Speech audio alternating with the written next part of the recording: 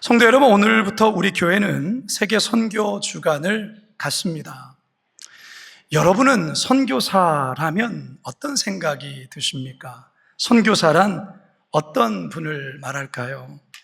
흔히 선교사라고 하면 해외에 나가 복음을 전하는 어떤 특별한 소명을 갖는 분을 선교사라 떠올리곤 합니다. 틀린 말은 아닙니다. 그런데요, 성경에서는 그리스도인이라고 한다면 모두가 선교사라고 말을 합니다. 어떤 면에서 우리 모두가 선교사인가?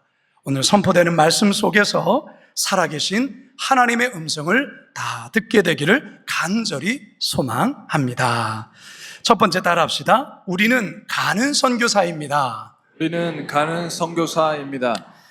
교회가 이 땅에 존재해야 할 이유가 있다면 과연 그게 뭘까요? 그것은 바로 그리스도를 알지 못하는, 예수 그리스도를 알지 못하는 모든 민족에게, 그리고 많은 영혼들에게 생명의 복음을 전하는 데 있다고 할 수가 있습니다. 다시 말해서 교회가 이 땅에 존재해야 될 이유는 바로 선교 때문에 존재하는 것입니다. 여러분, 선교가 무엇입니까? 선교가 뭔지를 잘 알려주는 말씀이 사도행전 1장 8절에 이렇게 기록하고 있죠. 함께 읽습니다. 시작. 오직 성령이 너희에게 임하시면 너희가 권능을 받고 예루살렘과 온 유대와 사마리아와 땅끝까지 이르러 내 증인이 되리라 하시니라. 오늘날 우리의 시대의 예루살렘, 오늘날 우리 시대의 온 유대, 오늘날 우리 시대의 사마리아, 오늘날 우리의 시대의 땅끝까지 가서 예수 그리스도를 증거하는 것이 바로 선교라는 것입니다. 따라서 선교는 가는 것에서부터 시작됩니다. 가는 것에서. 오늘 우리가 읽은 본문에서도 이러한 이야기를 하죠. 오늘 우리가 읽은 이 마태복음의 말씀은 소위 Great Commission, 지상 대명령이라 불리는 아주 유명한 구절입니다.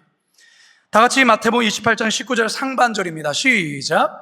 그러므로 너희는 가서 모든 민족을 제자로 삼아. 너희는 가서, 자, 이 가서라는 말의 헬러 단어를 살펴보면 포류텐테스라는 단어를 쓰고 있는데요, 보통 가다, 여행하다라는 뜻의 동사인 포류오마이의 부정과거 수동태 분사형으로 쓰여 있습니다. 그러니까 쉽게 말해서 이 말은 단순하게 이동하는 것만이 아니라 이동하는 것을 넘어서 어떤 목적지를 향해 지속적이고도 끊임없이 나아가는 행위를 포류텐테스라는 단어의 의미입니다. 예수님께서 가라고 말씀하신 것은 이 선교의 목적지를 향해 교회와 성도들이 지속적이고도 끊임없이 가야 된다는 것을 이 가라라는 단어 속에 담고 있는 것입니다. 자, 그렇다면 여러분, 우리 교회는 이 가라라는 이 주님의 명령을 온전히 잘 감당하고 있을까요? 거룩한 빛 광성교회는 세계 선교 중심 세타라는 비전 아래 지금까지 가는 선교를 지속적으로 감당해 오고 있습니다. 매년 세계 선교위원회가 주관하는 선교 학교를 통해서 가는 선교사를 발굴하고 있을 뿐 아니라 수료생들을 중심으로 한 단기 선교로 선교지를 직접 탐방하며 가는 선교사를 체험하기도 합니다. 코로나 시기에는 12개 교구에 이 파송된 선교사님 그 파송지에 교구에서 직접 찾아가 함께 선교하고 격려하는 놀라운 일을 우리 교회가 실행했습니다. 참으로 올해 감사한 것은 우리 농인부 성도들이 자발적으로 캄보디아 땅에 가서 농인들을 대상으로 선교를 하는 아주 놀라운 일을 감당했습니다.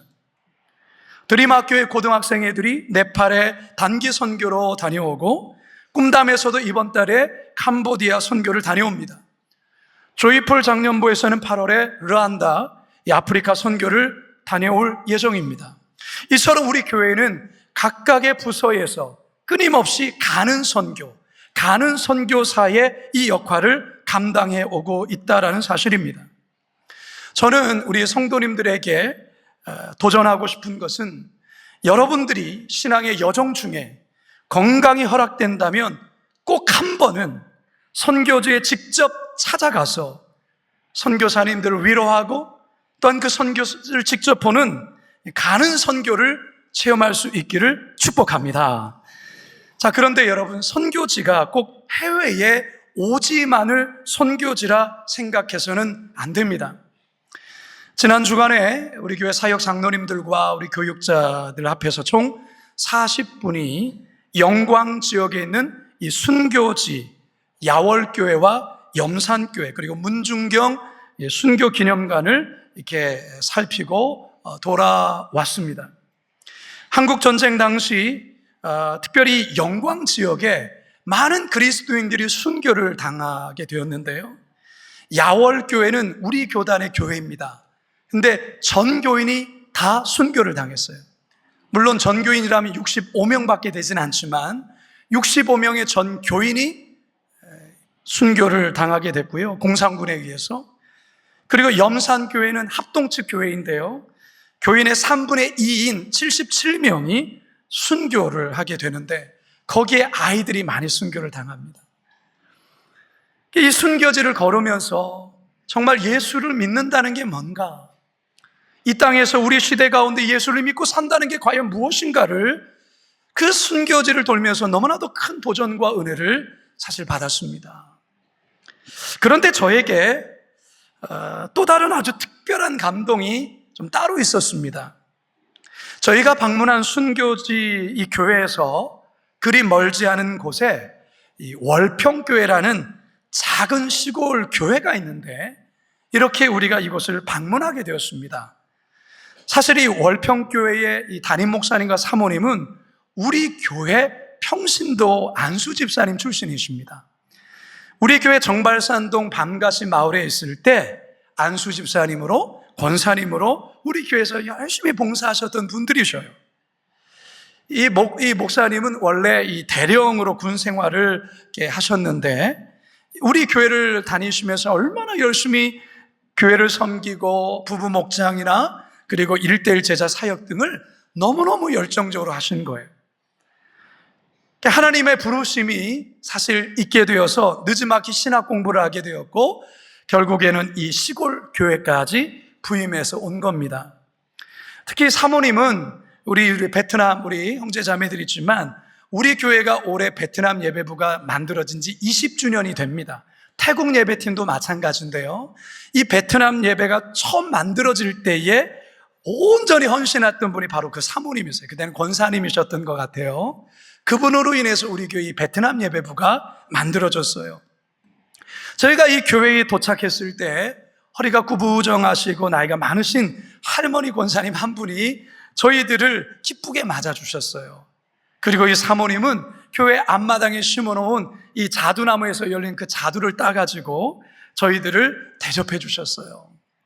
근데 교회가 너무너무 작고 그야말로 너무 열악한 시골 교회인 거예요. 40명이 들어가니까 거의 꽉 차 보이는 그러한 정도였죠. 제가 궁금한 게 있었습니다. 아니, 이 먼 이 시골까지 어떻게 이 목사님이 오셨는가? 그래서 혹시 이곳이 고향인가? 궁금함이 있어서 목사님께 물어봤죠. 목사님, 여기가 고향이셔서 여기 오셨습니까? 아니라는 거예요. 고향이 아니래요. 어떻게 여기까지, 이 시골까지 오시게 되셨냐고. 하나님 앞에 기도하는데 하나님께서 이 나라의 땅끝 마을로 가라는 감동을 주신 거예요. 이게 복음이 잘 전해지지 않은 그곳에 가서 복음을 전하라는 거예요. 그 감동에 따라 순종하여 오다 보니까 여기까지 왔다라는 거예요.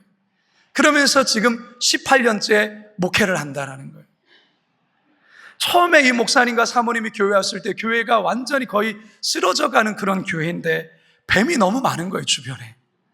자다가 지네에게 물려가지고 엄청나게 고생을 하기도 하고, 그러니까 시골이라 젊은 사람들이 거의 없어요. 연세 드신 할아버지 할머니들이 있고, 그리고 그 주변에는 다문화 가정들이 또 여럿 있더라고요. 그래서 그 다문화 가정의 자녀들이 이 교회를 나와서 예배도 드리고 교회 생활을 해요. 그러니까 사모님이 저희들을 보는 순간에 얼마나 기뻐하고 감격하는지 마치 천사들의 방문처럼 감격하면서 많이 우시는 거예요. 저희들을 보자마자. 얼마나 외로웠겠어요. 그 시골에 얼마나 고독했겠어요. 사모님이 계속 오는 거예요. 계속 오시는 거예요. 저는 이 두 분을 보면서 제 안에 든 생각이 있어요. 이분들이야말로 선교사구나. 이분들이야말로 선교사이구나. 바로 그곳이 선교지이고 바로 그곳에 간 이들이 선교사구나. 성도 여러분, 저와 여러분들도 예외일 수 없어요. 우리도 각자의 자리에서 선교사란 사실을 여러분 잊으면 안 돼요. 여러분의 발이 닿는 그곳이 선교지이고 그곳에서 우리가 복음을 전하는 선교사라는 거예요. 바라기는요, 어디를 가더라도 나는 선교사입니다 라는 이 고백과 함께 선교적인 삶을 실천하는 선교사님들 다 되시길 주님의 이름으로 축원합니다. 두 번째 따라합시다. 우리는 보내는 선교사입니다. 우리는 보내는 선교사입니다. 선교적인 관점에서 예수님의 성육신 사건은 하나님 아버지로부터 파송을 받아 이 땅에 선교사로 오신 사건이에요. 이 같은 사실을 예수님이 직접 밝히셨어요. 요한복음 20장 21절 시작. 예수께서 또 이르시되 너희에게 평강이 있을지어다. 아버지께서 나를 보내신 것 같이 나도 너희를 보내노라. 아버지께서 나를 보내신 것 같이 아버지께서 나를 이 땅에 선교사로 보냈다라는 거죠. 오늘 우리가 읽은 사도행전 13장 역시 이 같은 파송의 역사, 보냄의 역사를 우리에게 잘 보여주고 있습니다. 오순절날 마가의 다락방에 성령이 임하시고 베드로의 강력한 메시지 앞에 디아스포라 유대인들이 수천 명의 사람들이 예수를 믿고 세례를 받는 역사가 나타납니다. 그렇게 해서 예루살렘 초대교회가 세워지게 되는데요. 얼마 가지 않아서 이 예루살렘 교회에 엄청난 박해가 일어납니다. 박해 앞에 예루살렘 교회 성도들이 이곳저곳으로 흩어지는데 놀랍게도 그들은 가는 곳마다 복음을 전하게 되었고 복음을 전하는 것을 교회가 새롭게 세워지는 역사가 있게 됩니다. 그렇게 해서 세워진 교회 중에 한 교회가 수리아 안디옥 교회입니다. 그런데 이 교회가 얼마나 뜨겁고 열정이 큰지 이제 갓 탄생한 교회임에도 불구하고 이방 선교를 위해 선교사를 파송하는 거예요. 근데 그 파송한 선교사가 누구냐? 안디옥 교회 담임 목사님이라고 말할 수 있는 바나바, 그리고 교회의 핵심 리더인 바울을 선교사로 파송했다라는 거예요. 여러분, 신생 교회가 선교사를 파송하는 것도 대단하지만 그 교회의 중심의 리더인 바나바와 바울, 이 두 사람을 파송한다는 것은 정말 대단한 일이에요. 자, 우리 본문 봅시다. 13장 2절 하반절 3절입니다. 시작. 바나바와 사울을 따로 세우라 하시니 이에 금식하며 기도하고 두 사람에게 안수하여 보내니라. 여러분, 하나님의 나라의 역사는 이처럼 선교사를 파송하고 보내는 일 속에 일어납니다. 우리 교회 역시 개척 초기였던 2001년부터 선교사를 지속적으로 파송하고 있습니다. 2001년이라면 우리 교회가 개척하고 4년 뒤의 시기였습니다. 바로 그때에 처음 중국에 2명의 선교사님을 파송합니다. 2025년 현재까지 우리 교회는 총 10개 나라 15개 지역의 선교사를 파송했습니다. 필리핀 4개 지역을 비롯해 러시아, 베트남의 각각 2개 지역, 대만, 루안다, 스리랑카, 요르단, 우간다, 일본, 잠비아 등 각각 1개 지역씩 파송을 했습니다. 그리고 총 12개의 나라의 18개 지역의 협력 선교사님들과 함께 협력하면서 이 모양 저 모양으로 선교사님을 돕고 지원하고 있어요. 여러분, 교회가 매너리즘에 빠지지 않고 교회가 정체되지 아니하고 생명 넘치는 교회가 되려면 부단히 끊임없이 복음이 없는 땅에 선교사를 파송하고 사역조를 보내고 성도를 보내야 합니다. 이게 바로 교회가 살 수 있는 길이에요. 선교라는 것은 해도 되고 말아야 되는 그런 영역이 아니라 선교 자체가 교회의 정체성을 담고 있기 때문에 그러는 거예요. 선교하지 않으면 더 이상 교회라고 말할 수 없는 거죠. 따라서 가는 선교와 함께 동시에 이 보내는 선교를 잘 이루어야만 그 교회는 건강한 교회를 유지할 수 있는 것입니다. 여러분 자신을 한번 잘 생각해 보세요. 나는 보내는 선교사라는 그 선교사의 인식을 갖고 살아가고 있는가?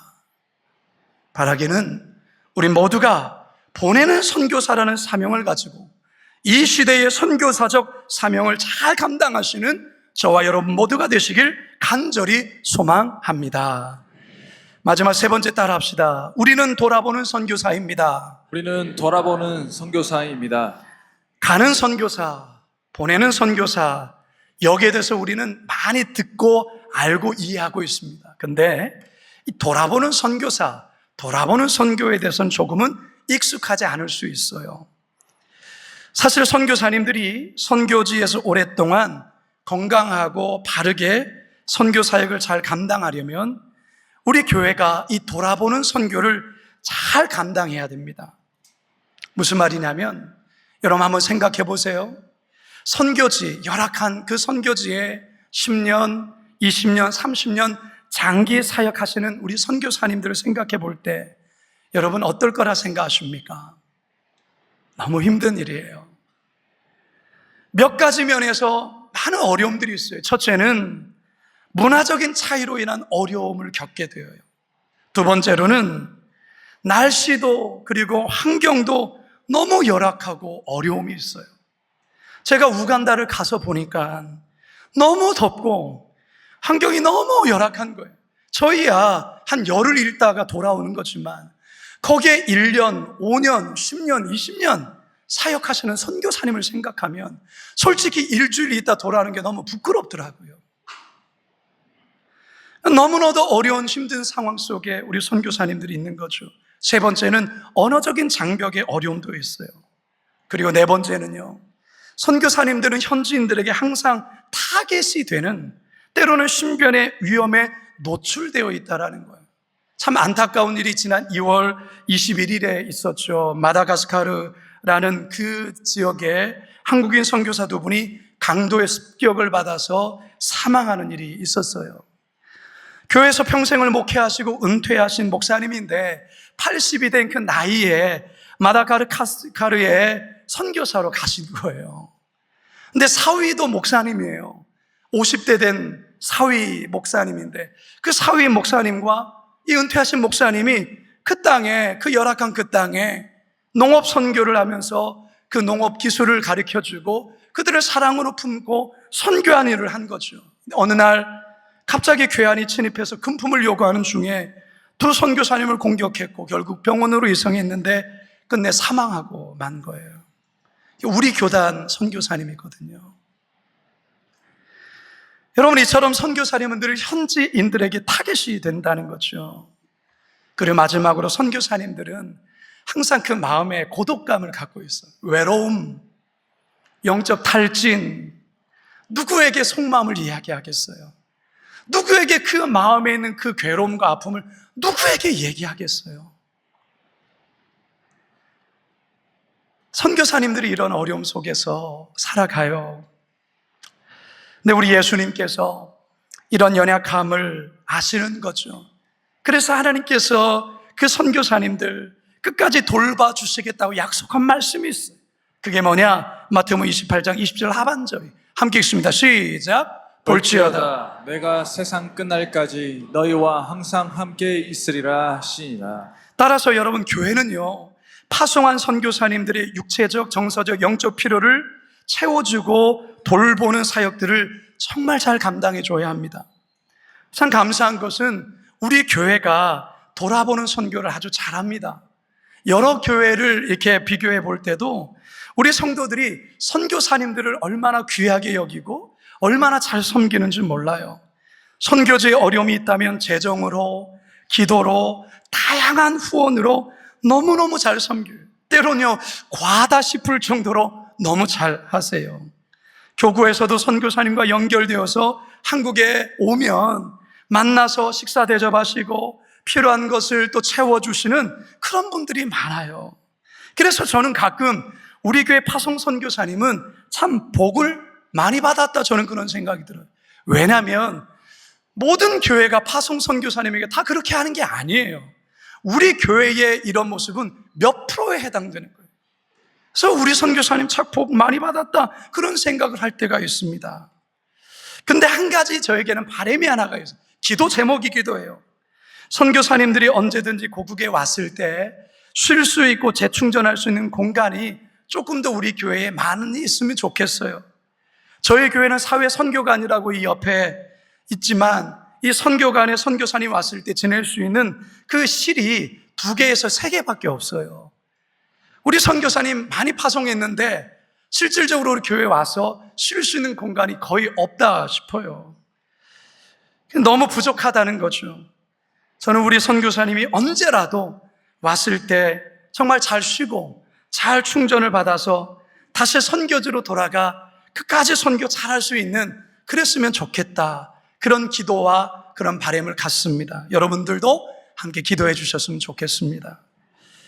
여러분, 돌아보는 선교회는 이 땅에 나그네로 온 이들을, 우리 오늘 미얀마, 베트남, 네팔, 또 열방 예배팀에 속해 있는 우리 성도님들, 이들을 잘 보살피고 섬기는 데 있습니다.